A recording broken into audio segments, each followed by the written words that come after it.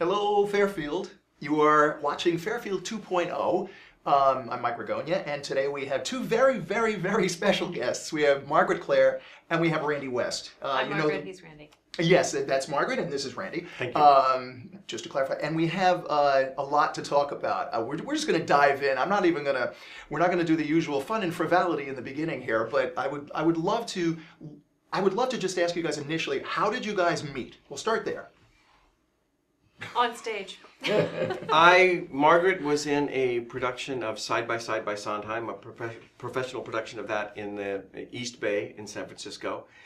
And she was brought in by a director that she knew that she'd worked with that was directing the production.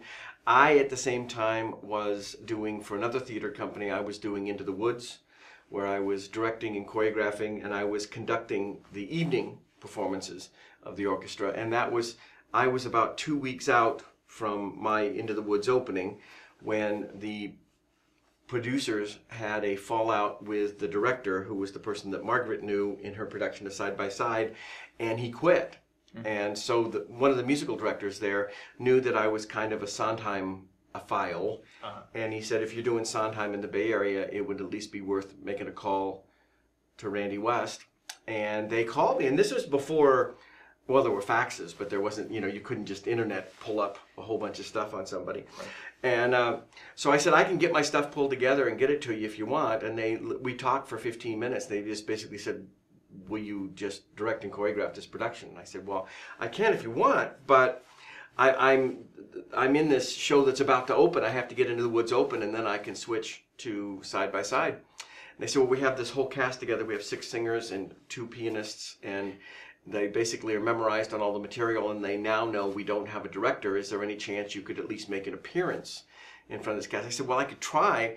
Saturday, I'm on from 9 in the morning till 5 or 6. I have a 1-hour break for lunch. It'll take me 20 minutes to drive there.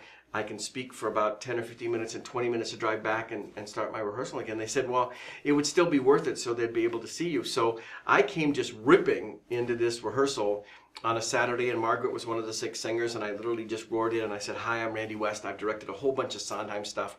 I know Stephen Sondheim. He's a source of great joy culturally in my life. I've done Side by Side by Sondheim a couple of times before. I'm looking forward to doing it with you guys. And you know what? I really got to go. I'll see you in a week. And I ran back out, and Margaret thought, what an odd little man. And that's kind of how we met. Yes. What a perfect love story. I should say that when we did start working together, I mean, we were both involved with other people. I mean, neither one of us was looking for a romantic entanglement, but we just had a blast working together. It was just really fun. That's when I first liked him, the first rehearsal. Nice. And we went through that whole show and just enjoyed the rehearsal process. Margaret she still is wildly talented, so it was fun to work with somebody like that. And then when the show was going on, I was videotaping the show for archiving, and I brought the woman that was my fiance at the time, and I'm filming away, and I look over at one point, she's dead asleep in the middle of my show. We got to the intermission, I said, you slept through my show. And she said, well, there was no plot. I said, it's a review of Sondheim music. I said, oh my God. It was like the death knell is ringing. And I said, A, she sleeps through my show. B, it's all Sondheim music. I said, we're dead. So I was not engaged much longer after that. So. And then, well, we don't have to get into the personal elements of like, okay, and then you were with somebody, but then you ended up with Randy. But when you got together, did you guys collaborate as far as creative? Did you see that there was any kind of like a collaborative spark between you? Whether that be like Randy, you getting inspired by stuff by how Margaret was on stage or whatever, or her personality or whatever? It's hard to separate our work from our relationship and our lives, because they started really integrated. They just went that way. Yeah. We never questioned it. You never heard anyone say, musical theater is more important than I am. I mean, we just... Well, I heard that a lot before I met Margaret, just so we're clear.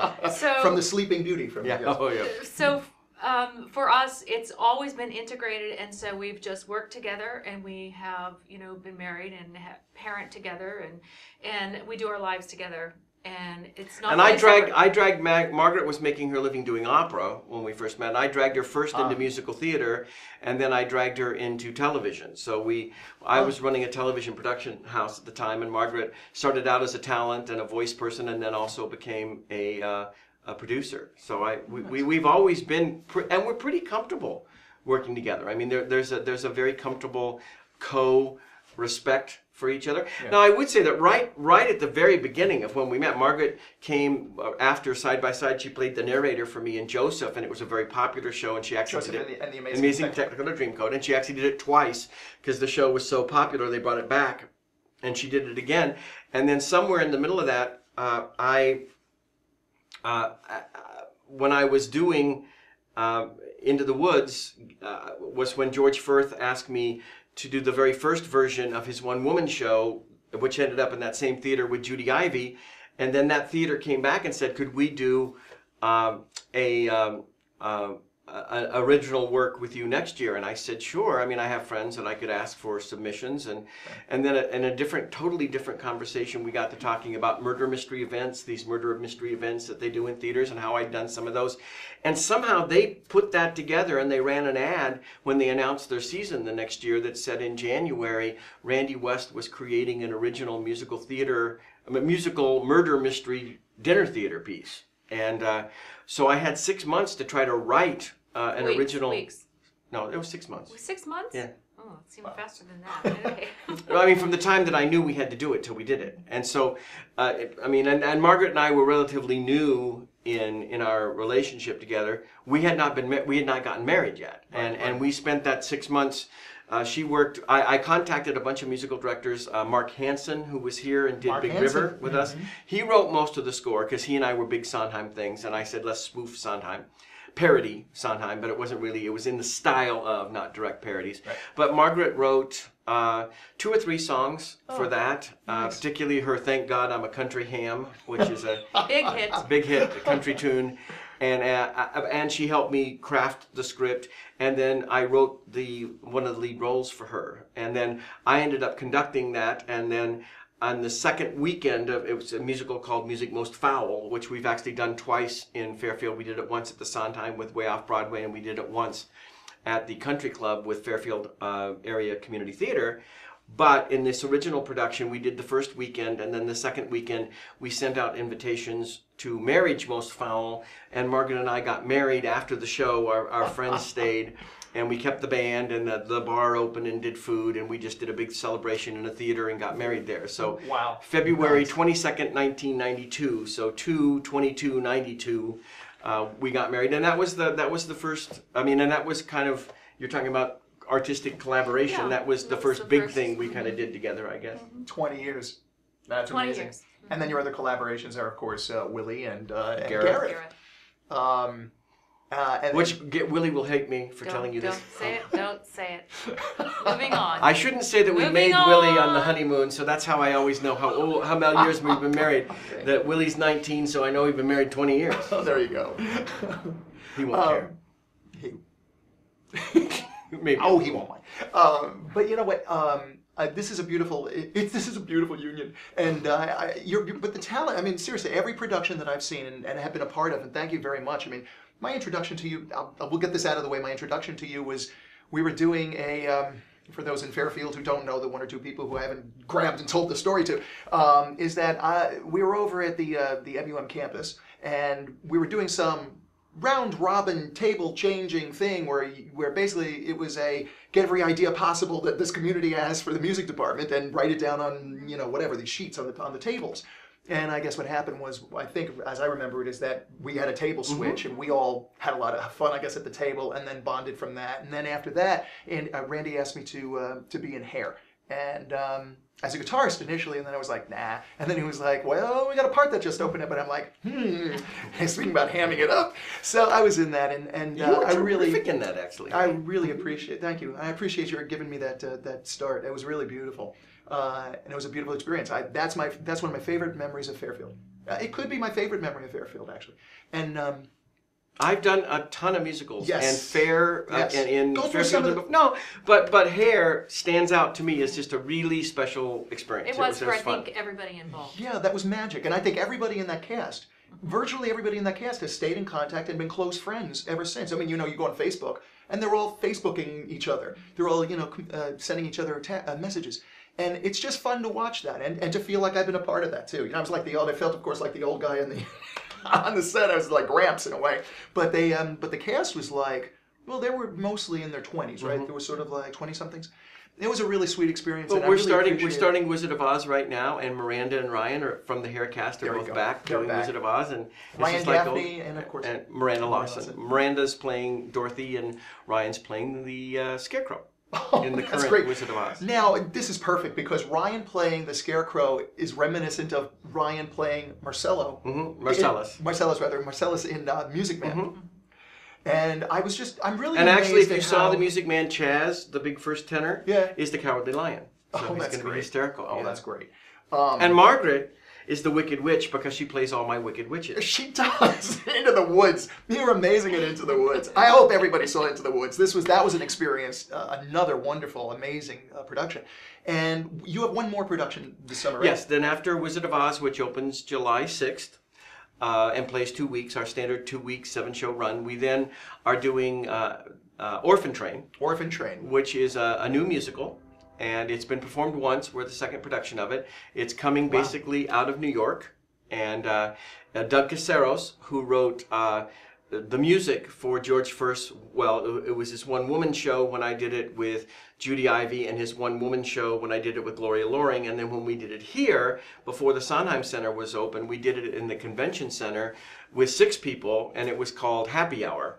And Yeah, right. it was 3 women and 3 guys, and the guys are the band. And then the girls do this kind of song cycle, and then you think they're done, and then you find out that the guys in the band are the guys they've been singing about. And then we get up and sing for a while, and then there's a wrap-up of all 6 people. And it was written by Doug Caceros, and there was some really nice stuff in that. And when word got out that I was trying to put together an all-Midwest summer, which Music Man takes place in Iowa, Oz starts in Kansas, and I was looking for something kind of in our original slot. And Doug emailed me and said, you know, I was part of this team that did this musical that I think is quite good, Right. about a true story that actually starts in New York and comes to Iowa. And I said, really? Well, you should send that to me. And I have to admit that I was largely ignorant about the story of the Orphan Train. And it basically is a true story kind of between 1880 and 1920. Over 200,000 New York urchins who were kind of living on the street were packaged onto trains and sent to the Midwest, and Iowa took over 2,000. Wow. And it wasn't an adoption. You didn't have to adopt them. They didn't inherit your property. Literally, they went on the train stand, and these people that were interested came up and kind of looked at them like cattle. They looked at their teeth and whatever, and basically what they had to provide was a place for them to sleep and food, and in return they would work on the farm or they would do whatever. So it was really kind of indentured servitude Yeah. for these kids, and that's one of the nice things about the story is it's not that I have anything against Disney, but it's not a Disney painted over story. right. I mean, it's a bittersweet story. Some of the 6 stories, they've compressed some stuff and the names are changed, but the stories are real. Right. And this happened actually to 6 kids that did come to Iowa, and one of the little girls gets killed in a thresher, and we don't see it, but we know that she didn't survive. And some of them works out really well. One of them, which is a true story, is the oldest one, is working on this farm to try to make enough money to get a train ticket to go try to look for his brother in San Francisco.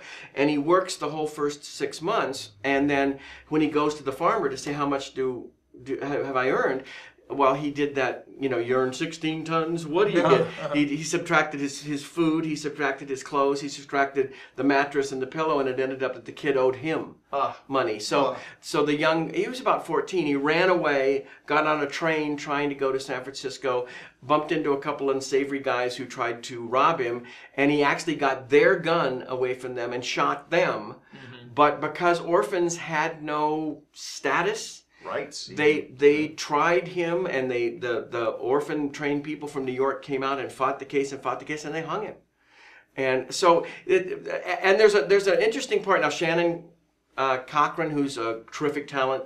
Shannon's been with us since she was 14. Right. She played the lead in Hairspray last year. She's coming amazing. back. She is amazing. She's coming back and playing the young ingenue lead in Orphan Train for us.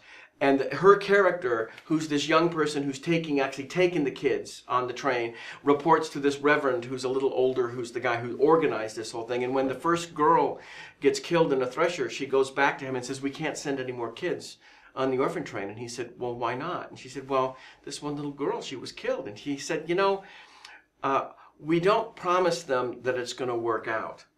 We promise them that they're going to have a chance." Mm-hmm. And right now in New York, they have no chance. If they go, they have a chance. And that's there's a lot of stuff that you learn about, the fact that, these were kids that had no rights. It actually was used as one of the ways they got prohibition passed, was because of all the kids on the street in New York, and they blamed alcohol and parents not being responsible for their children, and that was one of the ways they passed prohibition, was because of all these random kids. Wow. And this was at least a way to give them a chance to not live on the streets in New York. And right. So Doug wrote the score, and it's got a terrific book, and Patricia Birch, who Pat Birch, she was the original Anybody's in West Side Story. Uh-huh. So the little tomboy girl that wants to be a member of the Jets, right. She was that role on Broadway and in the movie. And then she choreographed Grease on Broadway and for the movie. And then she directed and choreographed the movie Grease 2. She's done North, Big, a lot of Broadway shows. Of the Broadway shows she did, of Stephen Sondheim, she did Pacific Overtures and A Little Night Music. Right now she's doing Boardwalk Empire, which is the Showtime TV series. Yeah. She stages all the musical stuff for that. She's working on a number there beautiful. Today. She just called me. And actually in Boardwalk Empire, Stephen DeRosa, who was our Captain Hook and was our Marcus Lycus in Forum, plays Eddie Cantor on that TV series. So Pat Birch, who's coming here, is actually choreographing Stephen DeRosa, who's been out for Way Off Broadway twice to perform with us. So it's kind of small world thing. This is great. Yeah. But she's coming out to direct and choreograph Orphan Train, and she's bringing with her the original New York designer and set designer and her production manager. So for our interns, it's a great chance to meet people from New York who have great credentials and good contacts, and then they are seriously trying to get not our production, but this production on a national tour by next January. So so it's also kind of a nice chance for the local people to meet the New York people who are going back. And they're trying, I don't know if they're going to be able to do this, they're trying to do the national tour where it tours on a train. Where the sets are on a train and they actually go down the line, they unload the show, perform, and they go back on a train and go to the next town. That's incredible. We'll see. Really great. Well, first of all, there are two names which come up a couple of times. George Firth, of course, and also Stephen Sondheim. So you knew Stephen Sondheim, did you? I do. I do now. That was a fluke. I taught at the University of Redlands. I taught contemporary musical theater and musical theater. And when I taught contemporary musical theater, I taught everybody. But if you were in my class, there was no doubt in your mind that Sondheim was godlike in terms of what I think he's done for musical theater. And a year later, I was getting ready to go to Phoenix, where I'd been hired as the theater coordinator for the city of Phoenix. And I'd done some national tours. I'd been around, but I'd always lived in California. So this was the first time I was actually moving from California to another state. Yeah. And this group of musical theater students that I'd had at the University of Redlands, they went to New York to just see shows, and they knew that I was getting ready to move to Phoenix. So just on a fluke, they contacted Sondheim's office and left this message that said, when we were in college, we had this kind of crazed associate musical theater professor who worshipped the ground on which you trod, and he's moving to go to Phoenix and he doesn't know anybody. Could you do something for his birthday? And so I still have it. On embossed Sondheim stationery came this little handwritten note that said, "Happy birthday to Randy West from Steve Sondheim." And then on my birthday, he called me. And I said, hello, and he said, "Is this Randy West?" I said, "Yes." He says, "Hi, this is Steve Sondheim." And I said, "I can't make up a reason why you would be calling me." And he said, "Well, it's your birthday." I said, "Well, no, I got the birthday thing. It's the Steve Sondheim thing that I truly can't understand." And out of that, we had this about hour conversation. I talked about his work. I talked about how I wanted to bring his work to Phoenix, and I did. He gave me special access to stuff over the next 5 years. And Wow. then what ended up being my last year, Merrily We Roll Along, which had been written with George Firth, with whom he also wrote Company, had been workshopped at the La Jolla Stage Company 18 months earlier, and they did quite a few changes. And so I was doing an all Arizona premiere, and I'd already done the original version of Merrily. So I got a hold of Steve and I said, is there any chance I can do this new version? Also knowing that if he said yes, it would be a huge coup for my theater because nobody could do that version. Yeah. And Steve was so sweet. He said, well, you can have my music manuscripts that are new, but you need to get a hold of George Firth and see if it's okay to do the new book. So he gave me George's home phone number. I called George.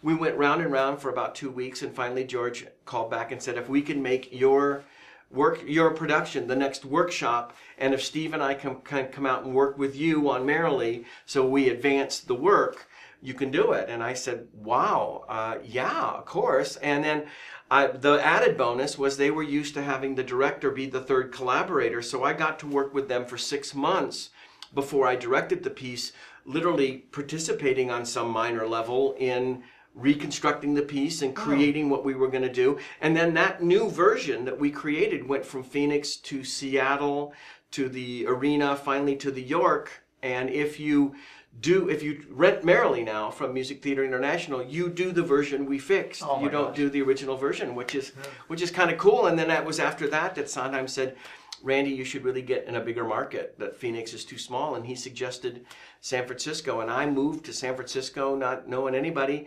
And he called some theaters and said, hi, this is Steve Sondheim. I just worked with the new director, and I asked him to come to San Francisco. You should maybe give him a look. And if you're developing new musicals, he has a knack for that. So he gave me new work as a completely new career path that I didn't have before, and then also set me up with 2 or 3 theaters that their artistic directors immediately called and said, what do you want to do? And I said, whatever you want me to do. And so he kind of gave me a career in San Francisco, and then also gave me a career in new work, which I'm still able to say I'm still getting to do. Wow. So that's how we met. Amazing. He's amazing. actually responsible for us being together, not just because we met in a Sondheim show, but the only reason, as an opera singer, I was a little snobby about musical theater. And I said the only way, I would sing musical theater is to sing Sondheim works. So it was in a Sondheim show. I mean, if I was going to do musical theater, it was going to be Sondheim. And I did Side by Side by Sondheim, which is where we met. Wow. Now opera. Let's get into this. What is your training? What's your background? Well, I have 2 degrees in music. I have a BA in music education with a voice emphasis, and then I have a master's in voice performance. The BA came early on. I mean, as a teenager and in my early 20s. And what I did from then is, you have 2 choices. You really can teach, or you can go ahead and try to perform. And I really didn't want to teach at that point in my life. So I started operatic training, which really doesn't happen outside of a conservatory until you're past college, because the university system isn't exactly, that's not what they do. They train people to teach, or researchers. They don't train in a conservatory environment. So I was at San Francisco State University, got my teaching degree, then went on to work with Blanche Thiebaum, who was the leading mezzo at the Met for about 25 years, and who had retired in San Francisco. So I worked heavily with her, took a lot of acting classes at ACT, took dance classes, all sorts of body work, all sorts of, supportive type of training in order to be an opera singer. Right. It's kind of like being an athlete. Your hair has to be a certain way, your life has to be a certain way, you don't eat or drink certain things. I mean, you're really, really, really on this narrow track, very focused track. And so I did that for many years, and really was going in that direction. And it was kind of at the point where I was doing a mix of things: operetta, opera, and performance work. I had kind of branched into being an opera singer with George Coates Performance Works, which is performance work. And so it's created, we took 9 months to create a show, and he was hiring different genres of singers. So we had 4 gospel singers, and we had 2 opera singers, and then we had some folk singers, and then we had kind of some new agey singers. So we had 16 people with all different voice types and different coming from different backgrounds and singing. Right. Put them together. And so I was one of the opera singers in that particular thing. But it was great for me because it's it was the thing that allowed me to get in touch with the creative aspect of music as opposed to just learning music and Right. learning someone else's music. It also has served me really well on stage because... Well, tell them about the tour and where you went and stuff. yeah, I will. By the way, we're talking with Margaret Blair, and we're talking with Randy West here on Fairfield 2.0. So the process that we went through in performance work was to take work with a composer, work with a director, work with production people and all of the performers, and we would just get kernels of ideas. The composer would say, "Here, I've got this piece, and I want to do this," and we'd improvise it for an evening, and then we would eventually come to the piece that we were going to perform. And we did that with the stage action, with everything, and with costumes. We had a costumer, and so it was a completely created show, somewhat like a Cirque du Soleil type of thing. Yeah. We worked with Industrial Light and Magic, Lucas's studios, to help us design our sets. We had a humongous cone. It was called the Cone, and the cone was the set, and it fit 16 people. They could go down into portholes, and you could actually go into the set. And because it was a cone, it could tip at a 33-degree angle this way, so you could go 2 stories high and do something from the top. We would project on it, and people would do things across the face of the cone.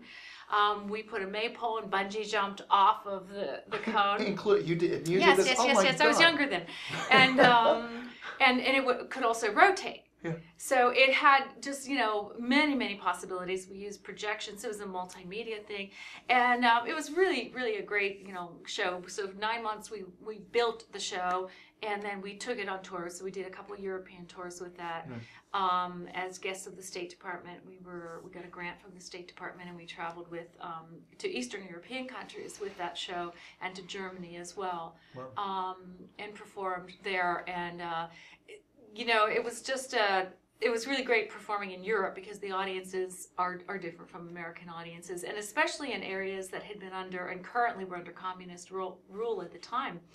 Our particular show was something that was defined by the person seeing it, not by the performers. Right. So depending on where we were, they would read different things into it. The audiences would get different things out of it. Right. In Poland, where they had just been released from martial law, but were still under Soviet Communist rule, and there was a very strong military Soviet presence in Poland at that time. They saw lots of political messages, which weren't there. But it was, they were so very starved. One of the things that happens in countries like this, where information is so controlled and expression is so controlled, either theatrical expression, religious expression, literature, is that they get very hungry for art. And they were the most appreciative audience I have ever in my life performed for in Poland. And so from a performer standpoint, that was just the best experience ever, because they met you as a performer so closely and so passionately that it was just kind of, top of the charts. Was that also your first tour of the world when you did that? I had been to Europe before, but I hadn't toured Like that. performing. Yeah. Right. Mm-hmm. Was it amazing to see did you feel the vibe of the different audiences? Beyond the interpretations. Absolutely. German audiences were very definite. If they didn't like it, they told you. And if they did like it, they sort of didn't tell you as much. And like I said, the Polish audiences were wonderful. Italy was like the greatest. You could walk down the street and they seemed to, on a cellular level, know that you were a performer. And of course, we were often in groups, small groups, and we were pretty colorful at that time. You had bright red hair. Bright red hair, pink hair, there were dreadlocks. There was a variety of looks amongst the performers. And we were of all different colors as well. And so we made quite a, presence, I guess, when we were in a group.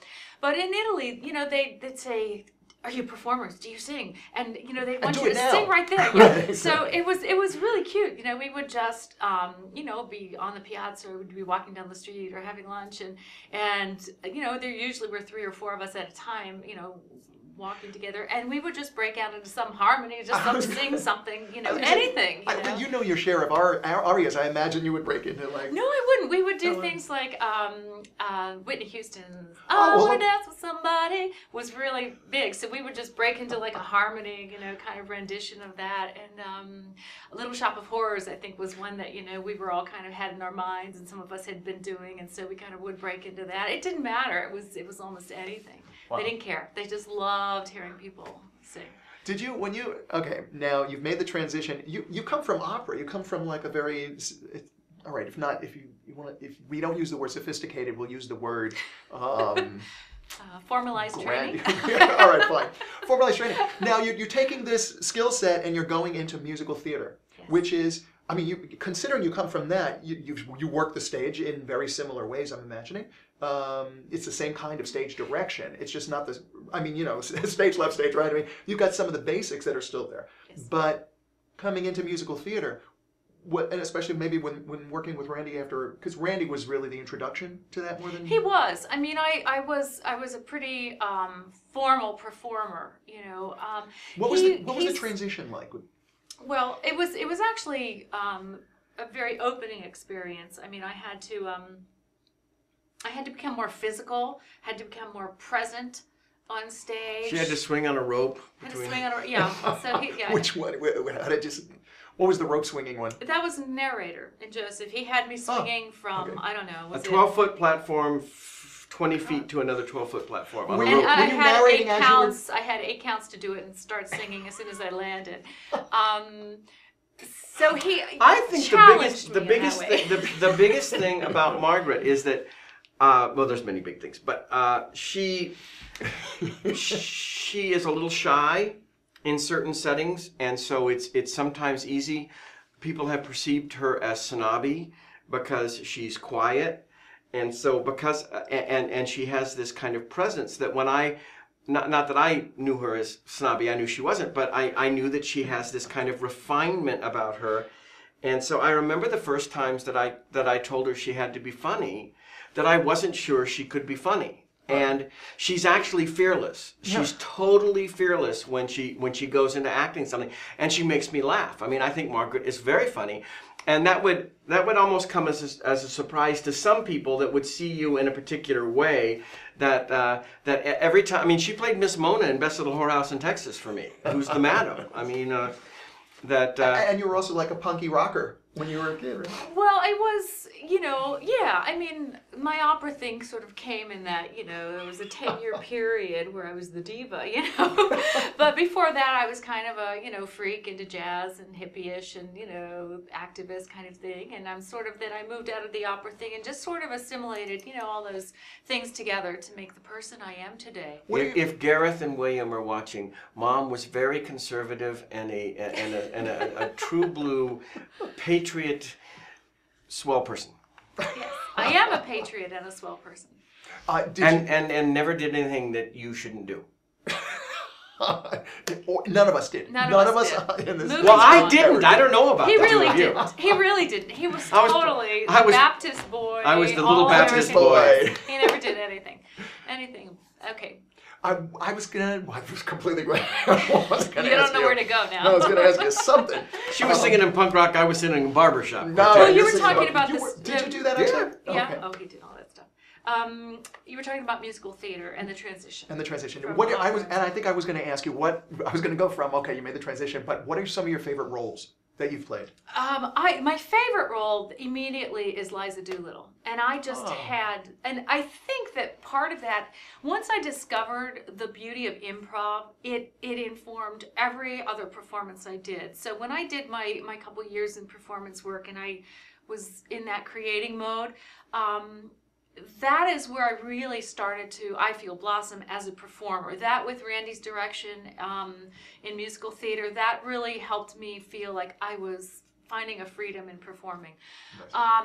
Liza Doolittle for me was just, I felt like it was just my role. I didn't have to work at it. It was funny. It was just, I sang it well. It just was right for me. And when I did it, I sort of had this period where I was called in to fill in for somebody who got sick suddenly. So I did Liza Doolittle with no rehearsal. Ooh. And so they were kind of pushing me around the stage the first night. Go here, go here. Bumper checker into spots. But I just found out how funny that character was, and just how lovely she was, and how dear she was. And so she was my favorite. And part of that ability to come in at the last minute comes from having the improvisational experience, because then you don't have the fear. I'm gonna make this work one way or another. No. If I make a mistake, it's gonna be worked into the performance. It's going to all be good. It's all gonna seem like it was just meant to be. It was meant to be. You're both, mainly also because you're a director. Director is a teacher, as far as from my perspective, and from having worked under you, you were an amazing teacher also, in addition to being a director.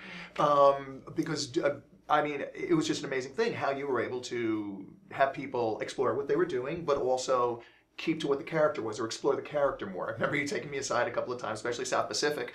Yikes. I was still sweating from that one. Oh my God. Mike was the captain. Oh yeah, but I appreciate you doing that. You're taking that risk with me. You are a great teacher, and you're a great teacher as far as, you could just tell you ooze teaching. Also, you teach a lot of the kids, and you teach some of the kids in town piano, and you also teach them music lesson and voice. Is it mainly voice? Mainly voice. Music, but voice. Music. Mm-hmm. Okay. When you're looking at having the background you've had now, and the extensive background that you've had, when you're teaching some of these kids, I'm imagining no one would ever say this to the kid, but they would go, I'm not so sure this one's going to really be doing much. But on the other hand, you're very positive about all of this, and I'm wondering, are you looking at any of these students as like, this kid is going to be great if they just do this, this, and this? You always, I think as a teacher, I'm supposed to bring my skills to the table and not impose them. Thank you. That's exactly the word, on them. But I am supposed to use those skills to see what they bring to me, and somehow I'm supposed to help them realize whatever their dream is. So for some people, it's just that I want to sing in choir. Some people, I just want to sing better, because someone told me, a lot of people, so many people, and it's heartbreaking, have been told they couldn't sing. Right. And that's really heartbreaking. No one should ever tell anyone that. Everyone has a voice. Everyone, to whatever degree they to can whatever learn. degree. Right. The ones who are committed, they're usually talented as well. Sometimes they're talented and not committed. But the ones who are committed make themselves known early on. And I have to say that in many ways, whether they're committed to want to be professional or just committed because they want to improve, that's the kind of student a teacher really loves, because that's the student you can work with. Right. They'll go forward. They'll keep moving forward. Do you in your heart wish that some of these kids maybe would be like, I don't want to say work harder, but do you wish that some of them actually would snap into that spot where it's like, well, some of them have for me. I've got 3 students over the last 3 years who have gone on to, 2 went to, they got voice scholarships at Simpson College. And one has moved on to University of Iowa. So, kids that I've worked with, I see some of them go on, and yes, in my heart, because I'm a singer and a performer, if I see them go on to that next step and really go towards a professional career, whatever that's going to be, no one will know. I'm really glad to see that, because that's where my heart is. Yeah, and you've left it you've left a seed, you've left a little bit of a legacy in the kids that have gone on. Mm-hmm. And then also I want to ask you, as you're part of mainly Randy's productions, I guess as of late, do you see some of these kids, and do you feel, on some level, I know you feel a little motherly towards some of them, but do you also feel do you ever give them hints, or give them any kind of? Well, for the summer intern program, yeah. Margaret is a mentoring program, which is different than an academic program. We don't teach formal academics in the summer, but we teach a lot of performance technique, and Margaret's been involved with them in terms of mentoring our summer interns for this is the 5th year now that she's worked with them. Beautiful. What is the mentoring program? Can you go into that? Sure. It actually is. It's a little different in that when we knew from the beginning, when I asked Steve Sondheim if we could have his name for the theater, he said, "What are you going to do?" And I defined a vision that included new work and way off Broadway I think Orphan Train is our 15th, maybe. Wow. Somewhere new about piece there, in- 15th new piece. New piece in 5 years, and that we wanted to help develop the next generation of musical theater professionals. And to that end, we went out and I called friends of mine that ran academic programs, and some academic programs will tell you in college that they do everything. But there's a big chunk of academic programs that will tell you that they all will tell you, I think, that in terms of the young people that come to them, that they do a good job of teaching them to sing, dance, or act. Right.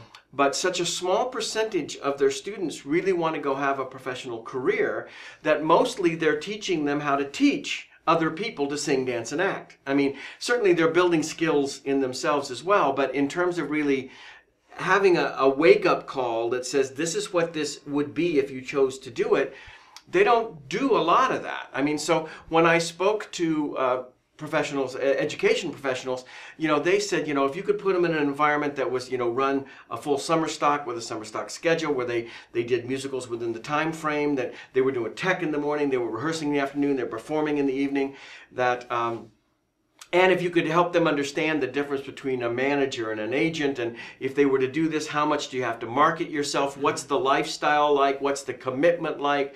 Really, and what we do is everybody who comes in, we all teach in our area that's I teach how to audition for musical theater, I teach on camera, television acting, but all of us teach in whatever's our passion.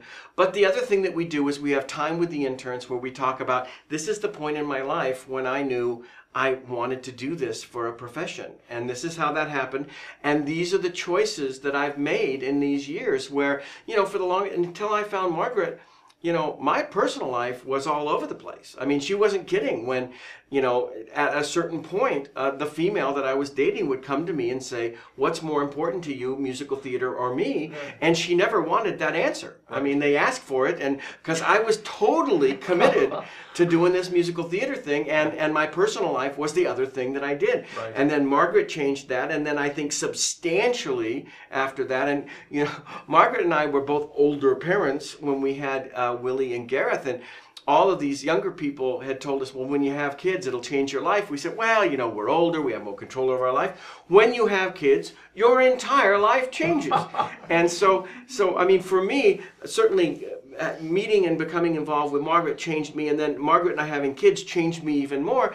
And I got to the point where it's surprising, I think, to people that I work with in a professional setting. But, when people come up and they have an issue, an emotional issue, they come up and they talk to me and I go, you know what? Family trumps theater.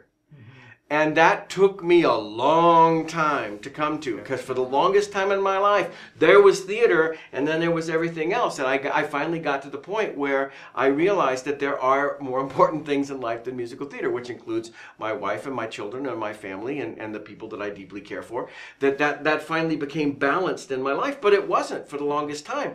And so for me to be able, and you know what, I'm not sure I would have had the career I had if I wasn't able to be that focused for so long on it. And it was so much harder for Margaret because a director can control his own environment. Because if they love your work, if they like your work and they come to you and they say, we want you to do this musical, you can say, I'd love to do it, and this is the way I can do it for you. And as long as you can structure something that works for them, they're probably going to hire you. When we started having kids, Margaret, equally as talented as she is now, but when you're the talent and you go to a theater and they say, we're really interested in you, you don't have the power as a talent to say, I'd love to do this and this is the way I'm going to do it with you. They basically say, we'd like you and this is the way you're going to do it for us. Right. And it was really hard. I mean, Margaret had to kind of put her musical theater career on check for a while. Yeah. I mean, she could do my shows because I understood her schedule, and she could do television with me because I understood her schedule. Which we haven't talked about yet, but okay. But I mean, but it was hard on her, and she made a bigger sacrifice than I did when we started to have kids. Yeah. But that's the kind of stuff that we can sit down with these interns and talk about. These are life choices that you're going to have to make this work. Yeah. And the other thing, I think more and more and more. So it's really coming from what you're also the whole family thing. You're applying that family concept. Not concept, but how your feelings are in that. You're applying that to these absolutely to these kids. Yeah. Well, and Stan Brown, who is an outrageous talent and a super human being, who's worked with our interns a couple of times. He teaches at a college full time. That's what he does when he's not out doing other things. And he would tell you, having been through our mentoring program and a college program, that they are totally different. Yeah. And that most people at some point need a mentoring program. When I was young, as an undergraduate, I learned how to, I think, teach acting in a classroom. I learned how to teach technical theater, or learn how to teach history of theater in a classroom, the structure, how to organize your notes, how to lecture. Yeah. That part of academia I learned in the classroom, but how to audition, how to successfully mount a musical. I was mentored for 7 years by a wildly talented guy who was just a phone call away or just a visit away or whatever to say, the way to get around this is this. And so I grew into, I was a prodigy, but I was a prodigy because I had a guy whose hand was right above my hand, saying, "Randy, do this." And so my career exploded. Yeah. I say this and I mean it, that part of it is the opportunity. Yeah. That there are other people that I feel very badly for that never, to use a sports metaphor, are never given the ball. I was given the ball a lot, and I was fortunate enough because I was mentored to not fumble the ball. Right. So you have to get the ball and then you have to know what to do with it. And some people never get the ball. Yeah.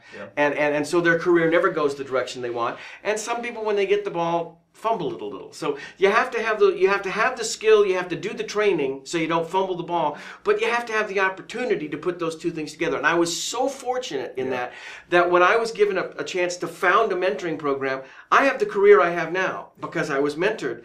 And while you've been in both settings a lot, it's very different, an academic and you teach different, it's a different skill set. Yeah. And what's funny, and I don't mean to, I could go I could go in an unsafe zone here. Maybe you should say this, that academicians who have never had a professional output, have never actually had to, be in an environment where you either put out or you're fired. Right. You either as opposed to the theories and the concepts and the essentials. Where you teach and you sign a contract and you know that my sister's a teacher, my father was a teacher. I love teachers. Yeah. And I consider myself a teacher. Yeah. But it's different in the performing arts. I think to be a successful professional, you need the academic. So I tell everybody, go grab that undergraduate degree or graduate, get that. And then go somewhere where you can get mentored and then put those two skills together, and that'll round you out enough to be and to be a professional performer. Yeah. Because that's a very tough life. Yeah, I feel the same way about it. We'll get to how you're feeling about this also, but from my perspective, I've had 99.99% I was mentored. I was mentored by a brilliant Tommy West, Cashman and West, who produced Jim Croce and all sorts of stuff. But the way that I was brought into the music business was through, I was a 14-year-old. I was a snarky 14-year-old, and basically I learned the business in my teens. I learned the business, I got that over with in my teens, in a very creative, very protective environment. But at the same time, we had all of these talents, we had all these people. But I like what you said, the opportunity was there. I was given the ball. And I was given the ball a few times, and then also over the years, other things had developed, and I was very lucky. Andy McKay, Alex Miller, Cliff Chenfeld, and Craig Balsam. I was very lucky to have been. The words wouldn't be in their cases. It's more like I feel like I was a protege. I feel like I was mentored always through my life, and I'm very happy to continue to be mentored because you don't think you stop learning until you're dead. Never. But never think you're cooked. Never think you're cooked. Because if you do, then you are cooked. Then you are cooked. But I've loved passing that on too. I've loved mentoring kids, and like I said, I've had 99% success with that. And I think, and the funny thing is, it's one of those things where it just feels right. If you've been mentored, you want to mentor. So in your situation, you're mentoring all these kids. It's sort of like you're passing the torch. You're doing. Well, and it's funny. My dad was a terrific baseball coach. My dad was one of the. I don't know if it still stands, but at one point he had the best winningest record for a high school baseball coach at one school in California. Nice. And he just won and won and won and won and won. And my dad was somebody who mentored baseball. You wanted to play for him. You wanted to be better. I played for some coaches that just scared the snot out of you. Yeah. And my dad didn't do that. He understood it was a game, and he taught the fundamentals, and you learned how to play. And you wanted to go out and play the sport, and you wanted to be good at it. And to this day, you're still Baptist boy with the bat. I am. But I think my tonality as a director, I think comes from my dad, who was a very likable, loving guy. Beautiful, nice. I wanted to, we don't have very much time. We have maybe like 5 minutes left, but I wanted to ask you about your television. In 5 minutes, I don't know how we're going to be able to do this, but can you give the quick story of? Yeah, it was just another fluke. When I was in Phoenix, I was the theater coordinator, and they didn't have a television coordinator. So when the city needed something directed, and it was everything from an event or a thing, they had a truck and they had some crew people, but they didn't necessarily have somebody who was in charge of that. They eventually did. It grew to where they did. But at the beginning, they didn't. So sometimes they would just call me and say, Randy, can you come down and direct this television thing for us? And I would say, fine, and I would go down and I would do it. So my experience in television was solely as a director. I mean, I directed. And then when I moved to San Francisco, my agent was still in LA, and she called to say that there was a television production house that was looking for a head of production. And so I had 3 or 4 things on my reel that were okay, and I sent them to them. And they brought me up to interview. And it was one of those weird things where I was doing so much musical theater, I wasn't not living. Right. So I didn't have to get the job. But I was interested in the job. So I said, you know what, I'm not willing to give up musical theater to direct television, but I'm willing to direct television in order to be able to afford to do musical theater. So if we can work out some way I can do both, I'd love to do this. And they said, fine. And so what I got to do was go into what was a small studio that kind of became a medium-sized studio. I was able to learn to light for television, to edit for television, to do product shots. Suddenly I learned all this stuff that before I was pretty limited in what I knew. So I really learned the television business by doing that, and I went from head of production to executive creative director to general manager, and I worked for that company for 9 years, and that was really what trained me to go back down into Los Angeles and do it, and that's eventually what led me to come to Hawthorne for Tim Hawthorne and become the creative director. And here we have the how did you get to Fairfield story. Okay. Yes. Go. Well, okay. Well, I know it, but it was another thing that I was just, we were in Southern California, and I'd been working with a company that was raising money to do feature films. They collected enough money to do this first round of feature films, and I was told I was going to get to do, which I'd never directed, a little Generation X comedy, $13 million budget. And they said, go, and then this little known money laundering law kicked in, and all the money got frozen, and it was frozen for 3 months. I hate it when those money laundering laws kick in. And so all the money went away, and they said, don't worry, we're going to raise it again. And in the time that they were doing that, Hawthorne Direct here in Fairfield ran an advertisement in the Hollywood Reporter for a creative director. I knew Hawthorne. Anybody who's done direct response knows him. I'd done quite a bit of direct response. I called Tim. Tim asked me to write something up on my philosophy of musical theater, of direct response television. I sent it to him, and he said, can you fly out next week and see if you like Iowa? And I flew out, and they literally hired me while I was here. I moved 3 weeks later, and then Margaret and the boys came 6 months after that. Nice. Well, now, I think, after and knowing you for all of this time, and knowing how you've become part of the community, and knowing how you've had an effect on so many of the so many kids here, mainly. For the mentoring, for the programs that you've had over at the as the WOB, and also all the musicals that have come through the Sondheim. You've enlightened, you've enriched a lot of people in town, their lives. What are your thoughts about your contribution maybe to the community?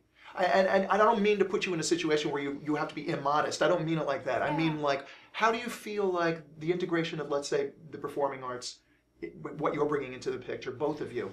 Well, I don't think the end of that story is here yet. I mean, I think we're still in process as far as that goes. I think we've learned a lot over the last 5 years coming, from California here, and then trying to, I think we've made some mistakes in how we approach doing theater here in the Midwest and in a small town. I think we've learned an awful lot. I think it's been an exciting place for us to do some new work. It's a lovely, environment in many ways, and many of the actors who come from outside, from cosmopolitan areas, really find a gem here. Yeah. And we have many who come back and, come back. The challenge is just in terms of numbers. The fact is that when you're on a coast, you got numbers and you got a lot of influence from many other, many places. When you're in the middle of the country, our numbers are smaller. in terms of just population, and you know, it's so many hours to the next big city, so many hours to the next coast. I mean, so there's, you know, even as we're in this global age, you know, that helps to some degree, but really the exchange of ideas comes from people. People to people. And so that's kind of our challenge. I hope that we've made, you know, some ground in that. I know we have a wonderful, just loyal, beautiful following. And so for us, it's something of a numbers game, and we're trying, we're still building. We're hoping that we just keep building, and that we have this base that is called high quality musical theater, and that people recognize it, and they're more and more willing to come and see it. They're more and willing to participate in it from other places, and that our reach expands within Fairfield and beyond. Nice, beautiful. What she said. What she said. All right, I think we're out of time. Yes, we're getting a nod from Jason Strong, cameraman, producer, director, emperor of the well-known universe.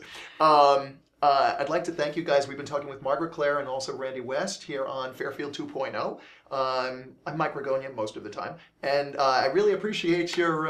Except when I'm acting with these guys, then I get another persona. But I think the community, just personally, just the way people refer to it, the musicals you've done, and you as people, you know, it's glowing. It's always like very. That's very sweet. Thank you. Yeah, it's heartwarming.